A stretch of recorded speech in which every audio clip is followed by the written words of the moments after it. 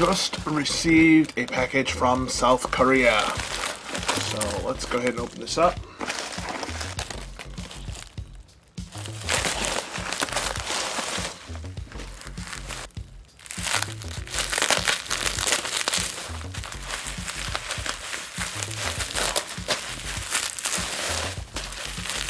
Still amazes me how fast transportation is. This package was in South Korea a couple of hours ago, and now it's here. All right, let's check. We got all our seals. Okay. All right. It's a little slick feeling, but that's okay. And we'll use our little SIM card tool. So that's right here. Open this up. Okay, and let's see what we got. Now there's actually two versions of this right now. There's the version I have, and then there's also a collector's edition that comes with a little emoji, little figurine. I was unable to get a hold of that one, but that's okay. We will let that slide. Okay, so we have our instruction book, our USB-C. Can never have too many of these, especially now with everything that's going on. We have our little case that we can carry it in. We have the toilet seat. We'll go over that later. It's not really a toilet seat, obviously. And then we have the unit itself. There it is. It has a good weight to it. I do like the size of this. Let's get the original just to compare the two. Here's how I've been using it. Let's put that aside for one second. This is how I've been using the original. I'll leave you the link for this for those of you who want to get one of these. I think it was a couple of bucks on eBay, but this helps out a lot because I don't keep putting it back in the case, and so this is a way to protect the lenses. I also got this on eBay. I'll put this a link on this. So I've been doing this, so you can see I'm already there, and this is half the size of that. But even with this, there were still some issues. The biggest issue is that it's not, it's more like a microphone, and it's a little bit big to keep carrying around. I was looking forward to this for specifically that reason. I'm going to need to find something like this for this. And I'm sure that's probably going to come out very, very soon. So something I can just slip over, so when I slip it in my pocket, you're supposed to slip it in that little bag, but it'll be a lot easier if I can just slip a little plastic piece over it and not have any issues with that. So let's take a look at, so we have our SIM card slot. You've seen a lot of these unboxing videos, so I'm not going to spend a lot of time on these pieces. I'm going to go right into using the unit itself. So what I'm going to do is I'm going to go off, I'm going to make sure the battery's charged, I'm going to pair it to my phone, and then I'm going to come right back. Okay, so I've had a chance to pair it up and try it out, and the thing I love about this is that it's nice and small and portable. The thing I hate about this is that it's nice and small and portable. And what I mean by that is that I found when and I'll show you some pictures, but when you hold it as advertised, if you'll notice, my finger is right here. That's going to be right in the shot. And even my thumb at this point is right in the shot. I found I got to hold this thing, if I'm going to hold this over my head, I got to hold it in with my thumb off to the side, so I have to kind of hit the button and then get it back over here, and then I have to constantly check and just make sure that the other part of my hand is not in the shot. So the couple of tests that I've done already is that I end up putting on a little tripod. Now, this is not a total deal breaker, but you should be aware of it, that if you have hands other than that of a 4-year-old, it's going to get in the shot. So if you're going to hold it above your head, now again, this is still much more portable, and you can still use this for live shots and so on and so forth. So I'm fine with that. I'll give you the link for this piece. And then of course, if you use the little hemorrhoid toilet seat and you're someplace, then again, that works fine too. So if you set it up and put it down, you're all set. But as far as this whole holding it and holding your hand over your head, again, if you do this, you're gonna see this part of your hand. It's annoying, and you're gonna see this part of your hand. Again, I do have large hands, so that's that. So, and again, no matter which way, only thing I found I could do is, like I said, put my thumb off to the side, so using this finger to turn it on and off, and keeping this button here, and just kind of keeping it like that. And even with that, as you can see, part of my hand is still going to be in that shot.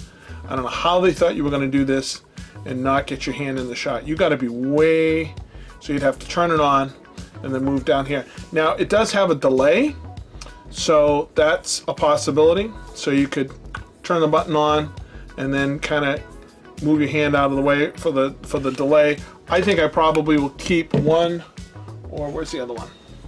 Or this one here, my yeah, Manfrotto. This is a nice little one here that I can keep in my pocket. As you can see, screw that right down onto there. There we go. And that will work for me, because then I can hold it, and then I can still use that to mount. So I probably will get rid of the toilet seat here, and I will probably replace it with a tile so that I can track it in case I leave it someplace or lose it. So I guess the next thing to do is to take a look at some actual video. So let me take some shots and let's see what we get. All right, so let's take a look at the software.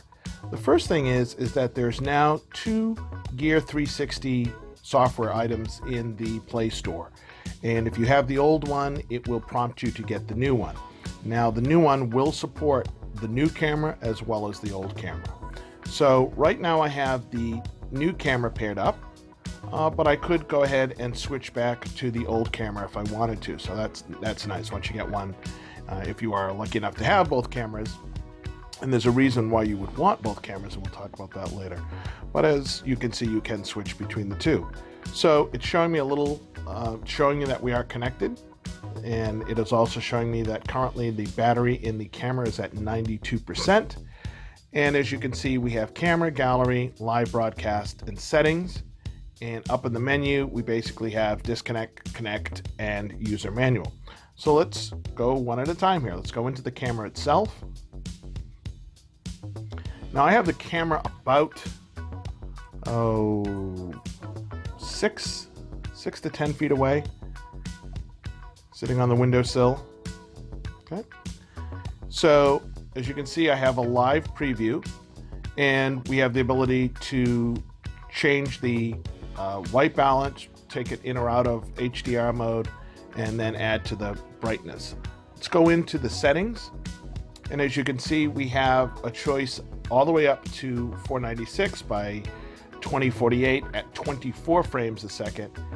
You also have, obviously, I mean, you can read, you can see I have 30 frames, a 60, 30, 30, and even 120.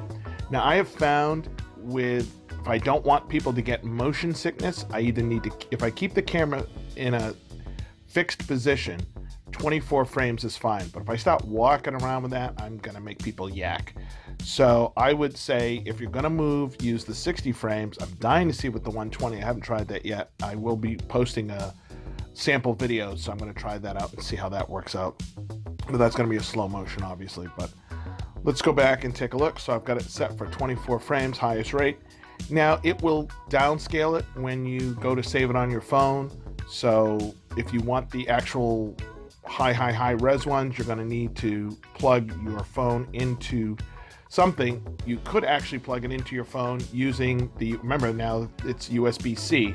So you should be able to go USB-C to USB-C and then download it that way. I have a USB-C cable on order. I haven't tried that yet, but I suspect that is correct. Now it says main lens in preview, and the reason for that is that some people hold the camera backwards forward, so it allows you to change that, so that's fine. It gives you what the single lens, as you can see, I have 30 frames, 60 frames, and 120. And it gives me the timer. And I was using the timer. The timer allows you to say, okay, when I start a video, give me a few seconds before it actually starts. And that is helpful if you're gonna be one of those people raising the camera over your head. That way you've got a few seconds to do that. If you have it on a selfie stick, if you have it on your hand, you can just use that. All right, so now that we've saved the video onto our phone, when you click on it, what you'll now see is you'll see the share button, you'll see an edit button and a delete button. So now if we go in and we click on edit,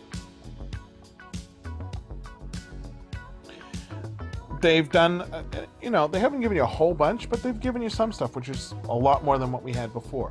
So I do have the ability to, add some background music. I have the ability to trim, cut it if it's too long or too short. Again, not full editing, but at least I can do some pieces. And down in the corner here, you see where it says patch. If you click on that, you can now select what is going to appear at the bottom of the screen. This is where the Gear 360 logo used to appear. I'm going to do another video on this because I do know how to change and add your own down here. So you want to subscribe so that you'll know when that video comes out. It should be next couple of days, but I'll show you how to change one of those so that you can have your own logo down the bottom of the screen. Now this is good because, as I said, your thumb can show up in the, especially holding that thing over your head, your thumb can show up at the bottom of the screen, and so this is a good way to get rid of it. And again, at least they have a couple of different colors now, as well as just some weird designs. So I do have the ability to trim it. I do have the ability to play with the audio a little bit. I do have the ability to change the outlook at the bottom of the screen.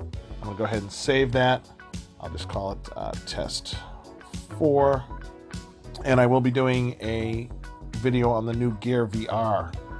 The controller, that's a game changer. I'll just give you a little preview. That controller makes a big difference in how you interact with your virtual reality, and it makes it a lot easier to work with. So we're just gonna go ahead and hurry up and save this. It's coming up right now. So it also will, by the way, automatically save to your external. You can go in and in your settings, you can set where you want it to save your files, and so it will save it on my memory card. And the other thing is this tilt correction. A lot of people didn't realize what this tilt correction is. The tilt correction is so that no matter which way, so if you don't have it 100% level, it will automatically adjust that and make it level. Now, at first you say, well, so who cares? It will take and make it straight no matter how bad the tilt is. So I'm doing another video. So I'm doing a lot of videos, so you want to make sure that you subscribe. I'm going to show you how to adapt this to the Skylab gimbal from Best Buy. And when you put it in the Skylab gimbal, the thing is horizontal. And you'd say, you can't use it like that. Yeah, you can. Because even though I'm filming horizontally, and so it would play back incorrect, the tilt correction will automatically turn it back so that it is the correct way. So I can actually use a gimbal, use this with a gimbal, and we'll talk about that later. All right, so you have all of your different pieces. Let's come back out. So under live broadcast, you have 3 different outputs. You can go directly to YouTube, directly to Facebook, and directly to Gear VR. Now the Gear VR is good, but it's bad. It's good because what it does is it tells my other friends with their Gear VR, go ahead and let's do that. However, the issue is that all my friends have to have their Gear VR on and be in the VR world in order to see that. So I guess that's good if I say, hey, you know what? On Thursday, I'm going to be doing a live broadcast, so you want to make sure you have your Gear VR ahead of time. As this becomes more popular, that won't be so much of an issue, but right now, trying to get people to make sure they have it on is kind of an issue. The Facebook one is probably the one I've used the most because my Facebook friends are used to 360 videos at this point.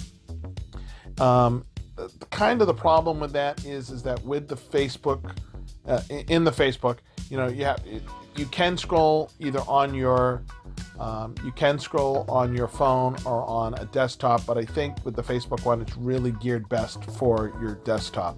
It's pretty much the same thing with the YouTube Again, the YouTube is, I could throw it out there and do a live broadcast and just make that open to the public, and anybody who's searching for live 360 broadcasts would be able to see it.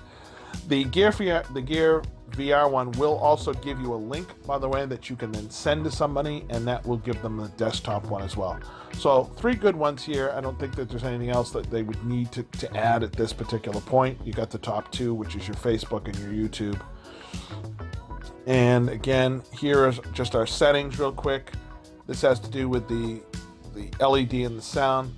The sound is actually very helpful. It's interactive. I actually have it on high. The auto power after 5 minutes is great. The battery status. And one of the things that's nice about this one is the USB-C port is available to you. So you literally, if you want to take a time lapse or you want to do something, before you would have had to open up that little door to stick the cable in, but this is fine because now what allows you to do is I can leave it plugged in for 24 hours straight. So you could, if you needed to do a long live broadcast, you could leave it plugged into power during the whole live broadcast and not have to worry about it dying. It also does not have the same issue as the previous Gear 360 with overheating. That used to overheat like every 7 or 8 minutes and shut down. So you would have, if you tried to do a 40 or 50 minute broadcast, it would be chopped into 8-minute segments. Questions, please put them in the comments. If you have any things that you want me to try out, go ahead and put those in the comments as well. So for right now, this is the Hi Tech Nomad signing out.